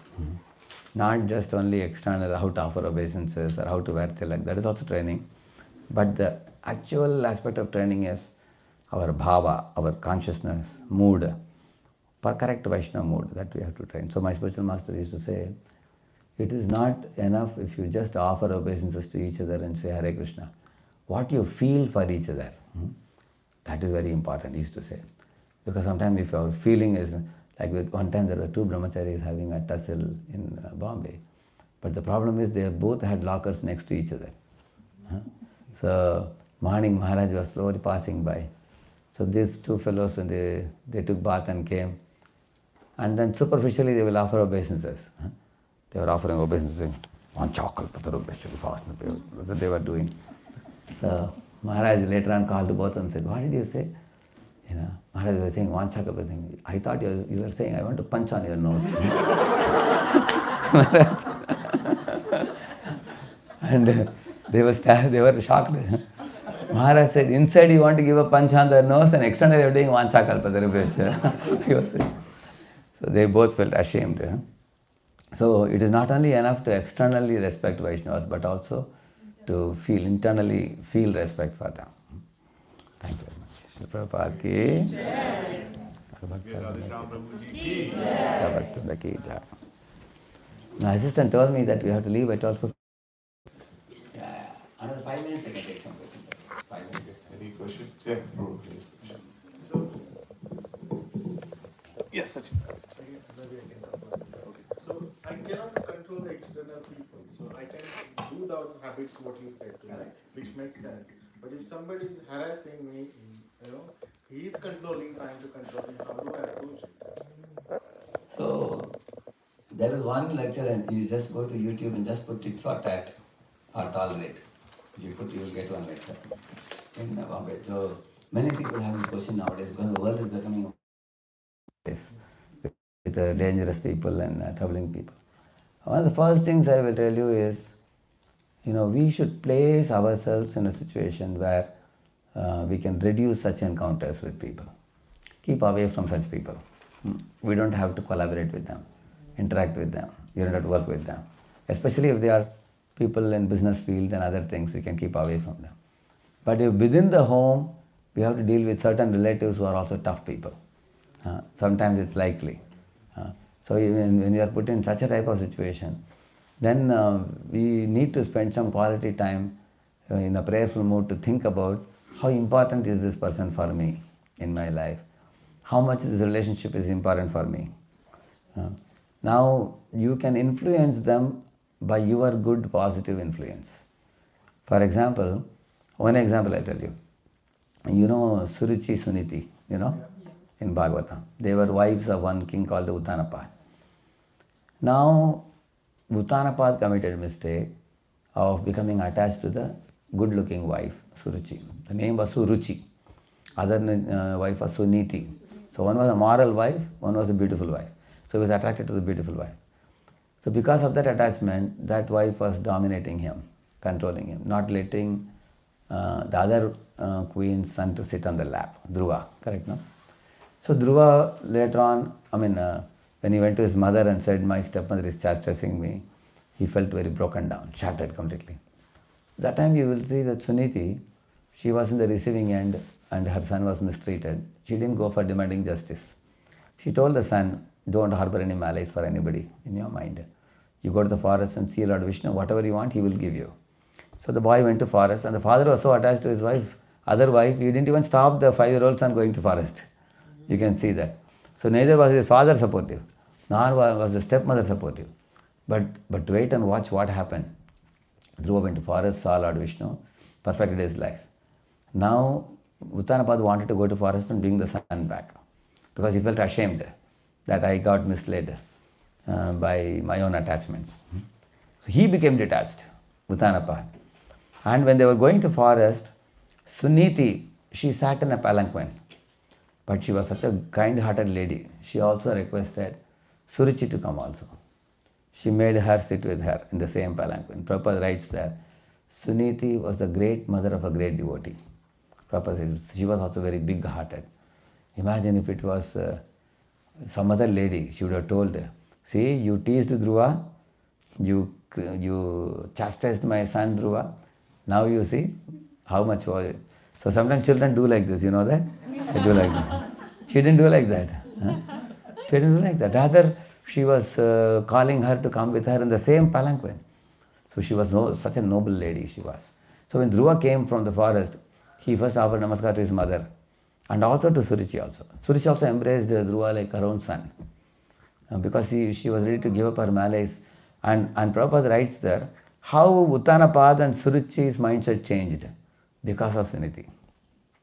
That means it is not that others are, behaving in a wild manner with me, therefore I am a bad guy, otherwise as such I am a good guy. We can say like that. But even if others happen to be bad, by our goodness can dominate them and change their behavior. So that is influencing others' behavior by our good behavior. That is also possible. So that's what Suniti teaches us in this particular thing. But that requires a ocean of inner strength. Tremendous inner strength for you to be such a person of stability that others will be positively influenced by you. But in the event of our not being so confident, then we can keep away from them and we can pray for them from a distance and reduce our interactions with them. Like each of you sitting here, with some people your relationship with them is like a mango, ripe mango, very sweet relationship. With some people your relationship is like a bitter gourd juice. That sparks come when you try. When they come near you, you immediately want to go away from them. So then you decide who should be your friend circle. Every one of us can have 3, 4, 5 friends. So then be choosy. Those people whose association is uplifting for you, be in their company. If somebody is rumor mongering or blaspheming or talking things which are not good for you, from a distance you can be very business-like with them. As soon as you see them, Hare Krishna, and you can run away. Not associate with them. Or some people are giving you too much feedback and letting you down, belittling you. Your confidence is getting affected by their company. Then you can keep away from them. But who can hear critical people, if you are able to find out some element of truth in what they are saying and utilize it for your own progress, then you can allow them to do what they are doing. But it's not very easy. Pure devotees are like sandalwood tree, it is said. Chedepi chandanatturu mukam surabeti kutarasya. It is said in Padma Purana. If you take a kuladi, axe, and hit a sandalwood tree, the same point in which it hit the tree, that axe's sharp point, that it will make it fragrant. So Hiranyakashipu is compared to the axe and Prahlad is compared to a sandalwood tree. Hiranyakashipu tried to kill Prahlad and Prahlad prayed for Hiranyakashipu's liberation. You can see that. So those are very, very exalted people and we can't just imitate them. In our level we can keep away from such elements and then focus on our inner growth so that they don't affect our progress. Thank you. Thank you. Good question. It was good. Swami, Yeah. do you have any about comfort zone? Like how do you self-validate that somebody say it's me, that I am in my, from time to time that I am in my comfort zone or I am not in my comfort zone, because people say that only when you come out of your comfort zone you gain progress, or as you said, success or whatever comes only when you are out of your comfort zone. But how much do you have to come out of your comfort zone and how do you self-validate that? Just 1 minute. Yeah, do you have, could you kindly tell anything on those?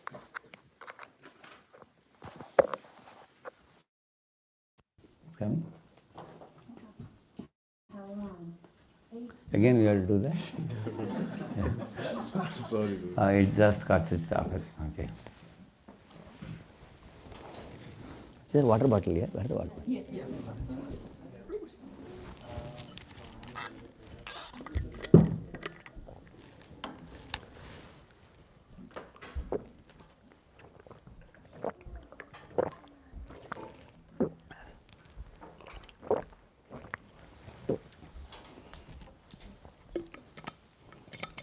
So, I'm just going to show the channel. The first lecture is on that only topic.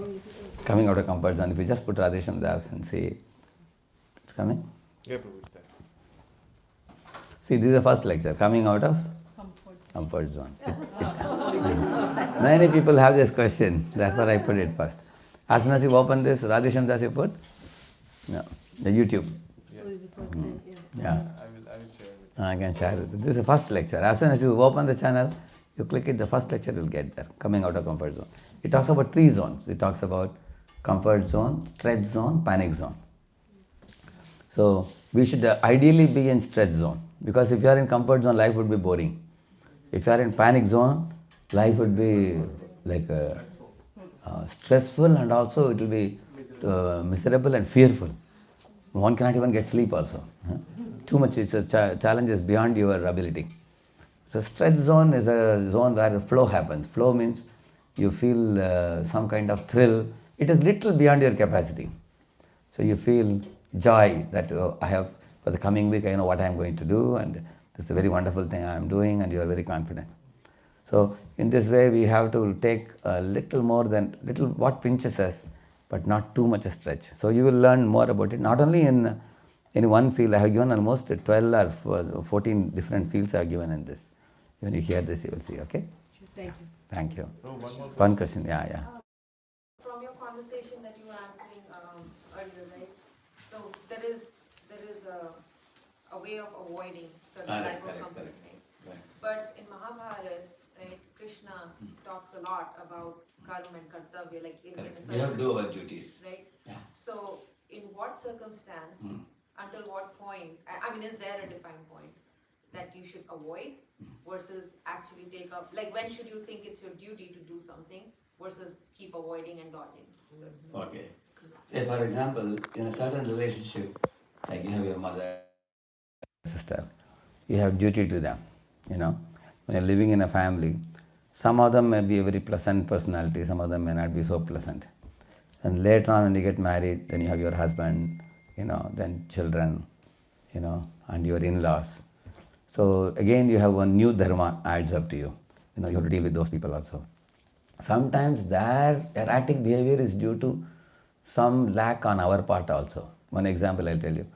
One Mataji used to get up in the morning and chant her 16 rounds, and then go to temple and do a lot of services and everything.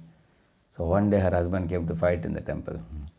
The authorities, he said, Krishna, Krishna, Krishna all the time, she is after Krishna only. She doesn't take care of me, So some immature devotee told him, why are you saying like this? Even you should run after Krishna.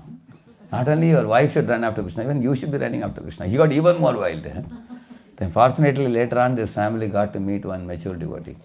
And the mature devotee taught this Mataji that how, you should take care of your household chores first. You should take care of husband, take care of children, do your duties well. Then they will not have any issue with your chanting Hare Krishna and with your studying books and everything. So every person has 3 duties, like you have your family duty, you have your professional duty, you have your devotional duty, correct now? So I tell the people, morning for Krishna, daytime for profession, evening for family. So we have to allot like this. Evening for family doesn't mean you are just sitting at home. Evening for family can also mean take your family to a program, husband, wife, children, everybody goes to some program somewhere.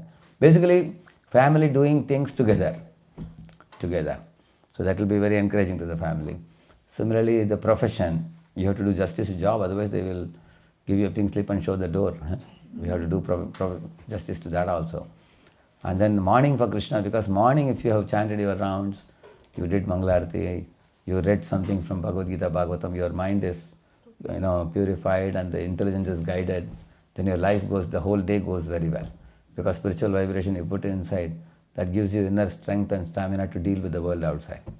So these are all your duties. You have your spiritual duty in the morning, professional duty in the daytime, family duty in the evening. And this is your dharma and you can't run away from it. We all are rigidly put in certain situation. You are born in a certain family. Sometimes a girl says, I don't want to marry because married life is a big menace and a big problem. But then parents get very old and they are worried that she is single now. Then she has to depend on some uncle or some brother or somebody like that. As soon as you depend on somebody, there are problems. And if you want to be alone, there is danger from the outside world.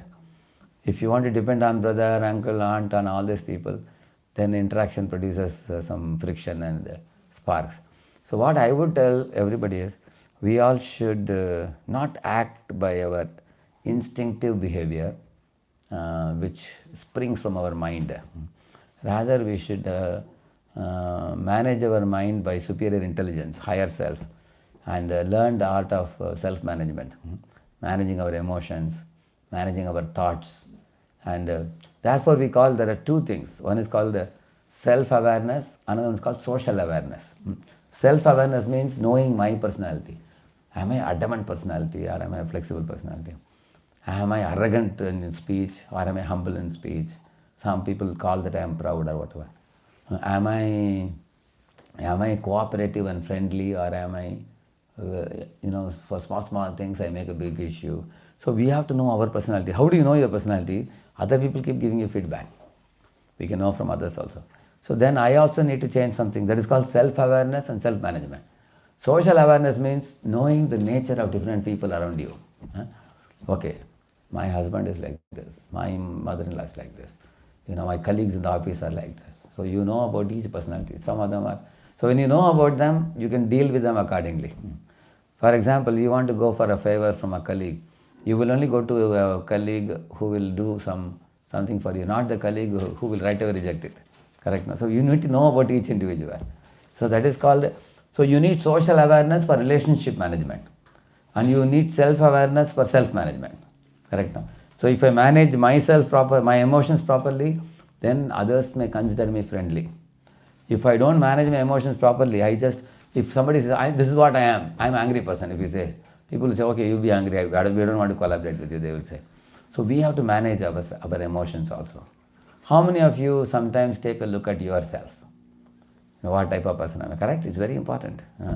Then we can manage our behavior.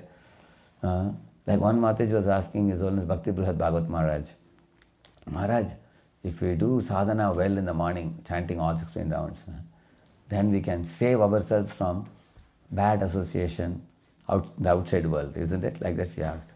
Maharaj said, yes. If you chant Hare Krishna well in the morning, you can save yourself from bad association. And you can save yourself from yourself also. Like that he said. And she asked, what is that? He said, you can save yourself from your dangerous mind, he said. Because many times our mind has so many impurities, due to which it makes us behave in ways which we may not want to behave. Many times, for which we regret later, many times. So therefore, we have to do self-awareness. And we also have to look at ourselves. How am I? What type of person am I? I should not bring out the worst out of others. Like out of Suniti, Suruchi, if you see, Suruchi brought the worst out of Dhruva. And Suniti brought best out of Dhruva. But Dhruva is only same person. One is bringing out worst, another is bringing out best. That means, others' behavior also, just like he was telling, others' behavior also influences us. So therefore, I learned in my life that I should bring the best out of people. Because every person has, for example, if I respectfully deal with some devotees, they are also very respectful to me. Give respect, get respect. Give affection, get affection. Value them, they will value you. Treat them warmly, they treat you warmly. If you throw rose and red waters on them, they will also throw rose and red waters on you. You throw gutter water on them, they will throw gutter water on you. Correct, no? Yes. Life is a mirror. So therefore, more than worrying about others' dealings with me, I have, the last few years, I have started very much paying attention to my dealings with others. And that helps me a lot actually. That will be very helpful because we can alter others' behavior by our good behavior. Like for example, there are people who may not deal so well with many others, but with you they may deal well because you are giving them respect. Everybody in this world is looking for, treat me with dignity, treat me with respect, treat me with affection. Don't take me for granted. That's what everybody wants. All right? Thank you. Now we have to get ready. Rush for the next program, I think. Correct, Prabhu? Meeting will do it. Yeah. Thanks. Thank you. Prabhu by chanting Hari Bol.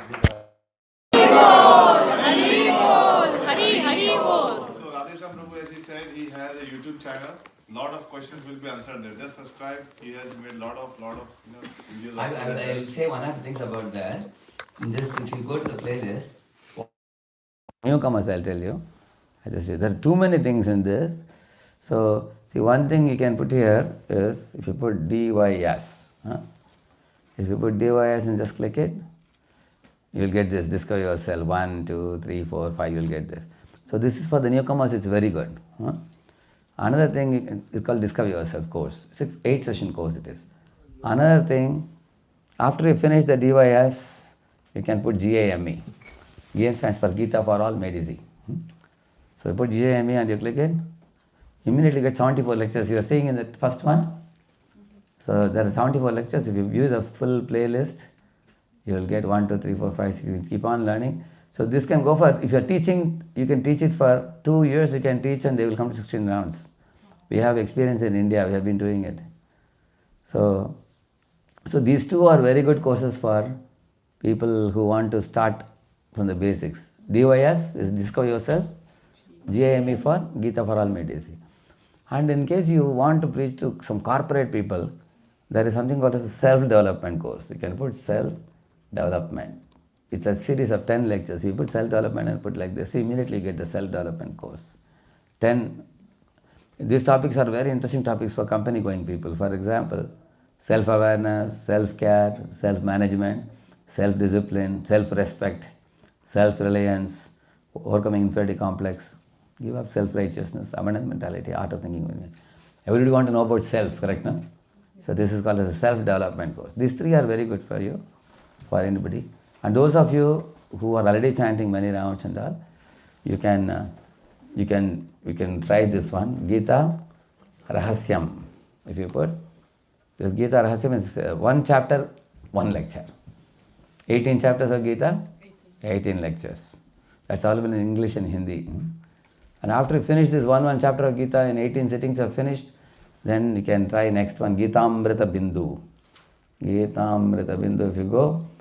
This, how I made this? One professor from Massachusetts told me, if you make, short 30-minute lectures, I will hear, he said. So therefore I made this. See, Gitamrita Bindu, English and Hindi, it's 108 lectures. Each how many minutes? 30 minutes only. And the whole Gita is available in this, with a lot of colorful pictures and videos. It's very enjoyable learning. Even an average boy of 7th or 8th standard can understand it. Yes. It's very simple, Gitamrita Bindu in English. So these two are Gita ones. And after you finish this, there is a Bhagavata, Rasamalayam. You know where this word comes, Rasamalayam? Pibata Bhagavatam Rasamalayam Muhuraho Rasika Bhuvi Bhavuka. This is Bhagavatam Rasamalayam Canto 1. Again, 19 chapters, 19 lectures. So it goes on like this, you can hear. So these are things. So some of you who are going through this may be able to see the videos. But in case you want PPT, if you want PPTs and all, you go here. For example, you just put, www.radheshyamdas.com. Radheshyamdas.com. Yeah. If you put this and you click it, immediately it will take you to one website. In this website, the same thing, as I told you. You put Discover Yourself, you want the PPTs? If you see the first one, if you click it, see here you get everything. If you, for example, you take the first one, it will give you audio, it will give you video. Here is a version 1, version 2 PPTs are available, you can download them.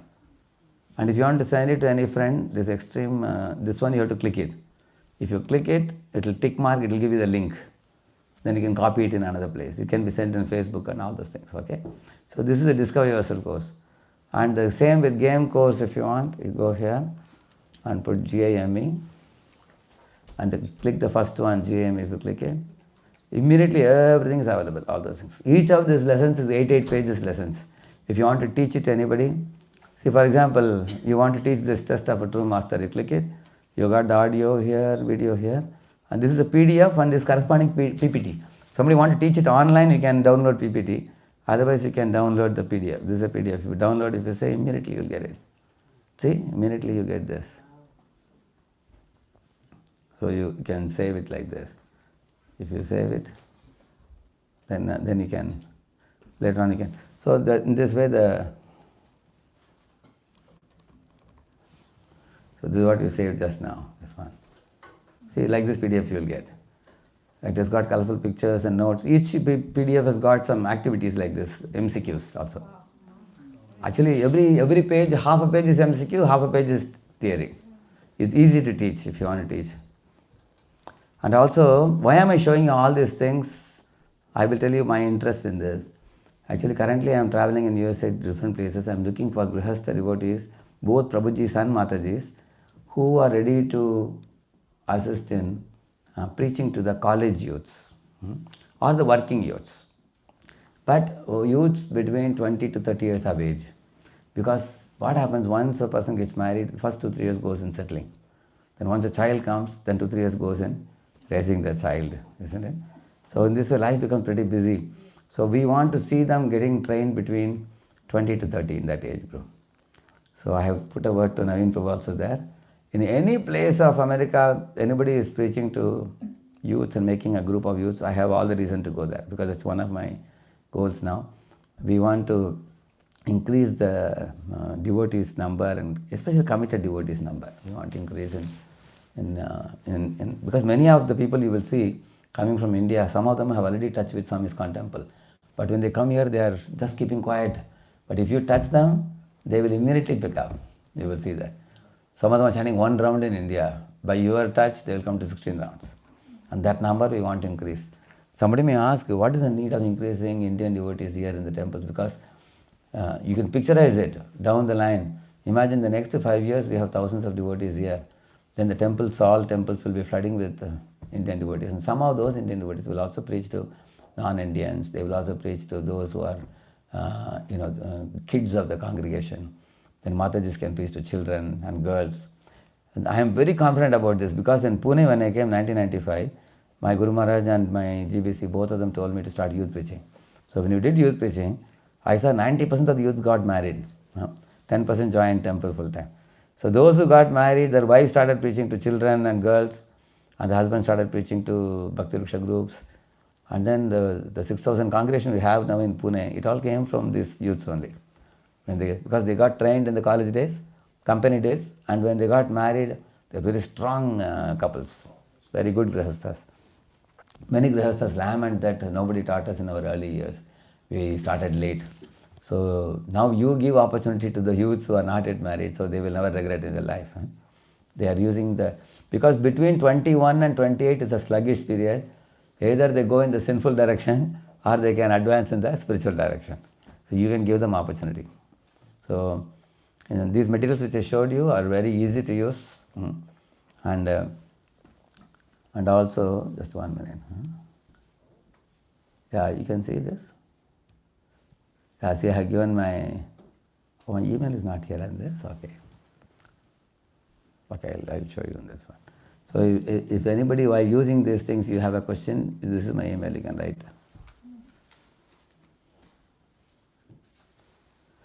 So you have such a nice project coming up in Naveen Krishna Prabhu's place, Columbus. And you all can easily visit in 1.5 hours there. And here also you can do very nicely. Cincinnati colleges, how many students here? So, Mahesh Prabhu, I just wanted to introduce him. So he and Mataji, where is Gayatri Mataji? She's not here. Oh, here. So they take care of the UC Bhakti Club. Oh, okay. So a lot of students come. Mahesh Prabhu? Yeah. Okay. So we tried doing the program this morning, but like our student has conflict, so. Okay. But next time, Prabhu, will you please come? Okay. We'll arrange. We have planned like NKU, Northern Kentucky University, UC, and Miami. We have Okay. 3 universities. Three We have universities Bhakti there, Club okay. preaching like Okay. we do. So we can combine one and do a nice program maybe. Actually, one thing is I am not very keen that I should go into the university and do a program, but I am more keen to see the university students becoming 1600 devotees, committed devotees. That's my interest. Even if I don't go to university, like this program is good program. If 3 university students are going to come to your house, and there we do a program like this, because what happens in university, Prabhu? In university, they have only a very short time, half an hour you have to speak. You can't speak like this. He knows, correct now, Prabhu? Yeah. Mostly it is Kirtan, Prasad, and very light program there. They will come after lecture for Prasad. Yeah. So what I am suggesting in many universities nowadays, don't depend on the club. Club program also can go on. Yes. But apart from the club, you can start a straightforward preaching program in your house. Say on another day of the week. If you start and you say that, you can begin with some kind of one-time program. In one-time program also I can show you. If you go to this website here, there are many one-time programs available. If you see here, if you go to, this is the first, as soon as you open the website, no? It opens like students training. Okay, if you take the students training, for example, if you see, okay, the first year, second year, third year is put here. If you just click the first year, See, one-time programs are there, you see? You're seeing this, huh? So if you click this one-time, there are many topics are available for you. PPTs are also available, so many one-time topics. Whichever topic is convenient for you to speak, you can prepare yourself and give a one-time, give a discover yourself and game course and all these things. And I am always available to you. I gave you my email. You can write to me for any queries. And I'm not just only telling you in America. Some people say all these things will work in India and America it will not work. Some people told me. But we have been using this I came in 2019. Then COVID came, 2021. So again 22 I came. Now in Brooklyn, actually the goal of these things is what? We not only want to preach to students, we want to create a facility like a flat where some few devotee youths can stay together. Now in Brooklyn Temple, HG Prabhu is the president there. So he gave us a hall like this, 15 youths can stay there. So already 10 youths are staying now. They are staying. Today morning I was giving them lecture today morning. So 10 youths are staying there. Similarly in San Jose, the first 5 youths are staying now. In one flat they are staying. And also in Boston, 8 youths are staying now. So this is all just recently happened, but I am very confident in the time to come, every American temple can have 25 to 30 youths staying in the premises, either in temple campus or near the temple. And they should come every day, they should do Mangalarati. The deities are so beautiful in Baltimore and other places I went. I told them deities are not getting any Mangalarati. Daily, only Pujari is doing Mangalarati and there's nobody in temple hall dancing.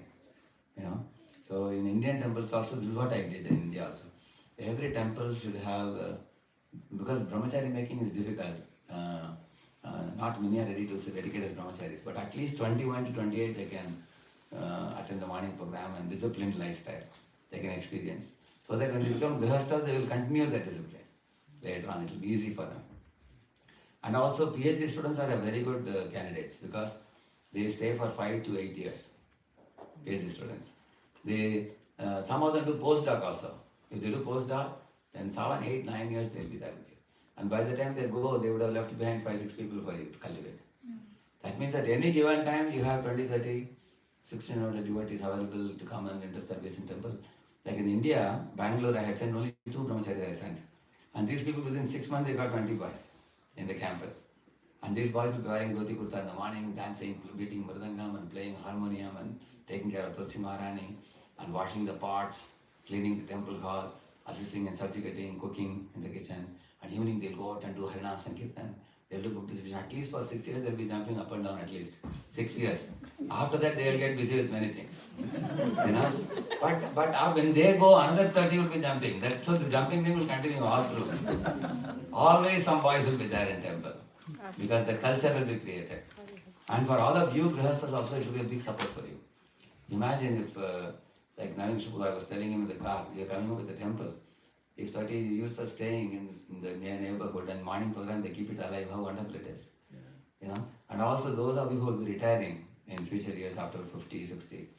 If you imagine you go to the temple, morning hardly anybody is there, only deities are there, 1 or 2 people are there, you will be very discouraged. But imagine if temple hall is called like in Pune temple, NVCC, if you come, morning there are 300 people in the morning. In the morning, chanting, dancing, temple hall people. You can come any time of the year. And weekends, there is no place to put a mustard seed. There is a hall, there will be 3,000 people on Saturday, Sunday mornings. So in India, the opulence of the temples is the devotees. That's a big number in India. And I am very confident in America, it is not difficult to create a similar situation. Because many Indians are here in America. See, the number of students in Ohio also, I heard it's 65,000 students. Yeah. So it's quite possible. Therefore, I am focusing on the college teaching here also in America also. And the others, non-Indians or the congregation kids, they will all very easily come. Like in Baltimore, we did a retreat for the youth. There, half of the retreat was occupied by the congregation kids. They were singing so beautifully. They were doing kirtan, attending program. Actually, congregation kids need examples to see. Because if they don't see examples, then how are they going to come? And they are already, fortunately, we born in a devotee family. They know how to do arti and everything. But they need other youngsters to also practice. So I was feeling that if there are many youngsters are practicing, congregation kids will flow with them, along with them. That's my feeling. So any of you who is interested, you write a mail and I can keep sending you whatever videos and other things I'm telling to I'm calling them as a youth mentors. I have a big group of youth mentors. Like Baltimore alone, we have about 14 people. Baltimore. Connecticut, we have 5-6 people. Like the different places, we are making groups of devotees. But most importantly, these mentors will be serving only the local temple. The local leaders are very happy because we are not using the mentors to serve and take the devotees somewhere else. The devotees are meant to serve the local temple. If, for example, in OSU, if the 30 boys become devotees, PhD students or somebody, they will be serving the local temple at least for 7-8 years till they pass out and go somewhere else. So my goal is to see that every local temple gets support from the seriously practicing committed devotees. No, we don't have a local temple here in Cincinnati. We have a Yeah, center. eventually it can come. Eventually, Yes. that's the plan, Prabhu. You can eventually- See, if such people are there, see, when your temple come, my Guru Maharaj used to say that, when you fill up the facility what Krishna has given you, then he'll give you a bigger place. Yeah. He will You're what he was doing, correct? Prabhu? Absolutely. You have a smaller place, you fill it up, then Krishna gives you a little more bigger. Bigger, yeah, Little yeah. more bigger, correct? Because Krishna is like our Matsya Avatara.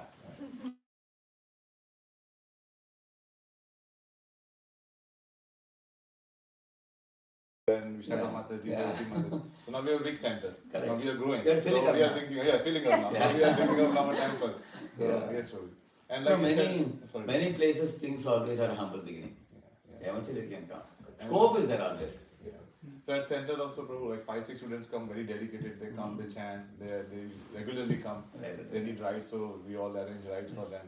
And Yeah. as you said, preaching should go on. So Exactly. we have in Cincinnati 2 Bhakti Vikshas going on, and then people join, Yes. like Sachin and all. They are like, they are just newly and they've started chanting also, like Correct. Sachin.